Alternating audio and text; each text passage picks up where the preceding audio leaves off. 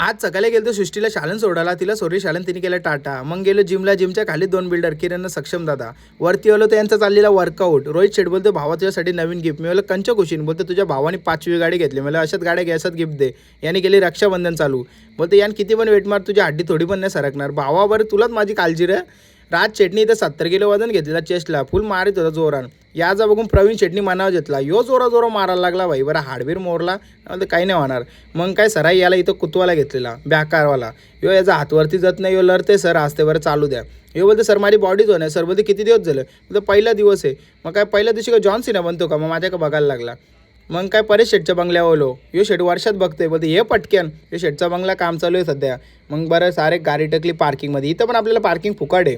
वरती आलो. यो बोलतो सकाळचे 5 वाजता तुझी पप्पी घ्यायला आलतो. बरं पप्पी बरं कसली पप्पी. बोलतो कुत्रे रे ये बोलो हां बघा कशी क्वालिटी आणलं भाई. कडे कशी आहे ही परेश शेटची बोलणारी कोंबरी ॲफ्रिकन ग्रे. कडे घे पण दुर्क्षमाना चावत होता यो म्हणून चावी घातली. बरं नालायक आहे हो. बरं माणूस गाणे. नानीने हात लावला पद्धतशीर राहिला.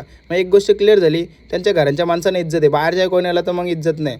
चंगू मंगूने टाकलं बास्केटमध्ये, केलं पॅक. परेश शेट बोलतो थांब मी तुला खाली सोडता. मला आवडी इज्जत पर चांगली बायको भेटेल. तिथला न टाईमपास करता सरळ निघलो ना पोचलं दुकानावर. तुषार शेटनी काल्या पन्नी कस्टमरला काय दिलं काय माहीत. मग काय भाई लोकांची ग्रँड एंट्री केली नवीन घरात. कडकमध्ये एंट्री केली शेट लोकांची पद्धतशीर. मग त्यांना उतरवलं. मग त्यांना दिलं खायला बिलं खातान. मग गेलो आपल्या कॅट सेक्शनमध्ये.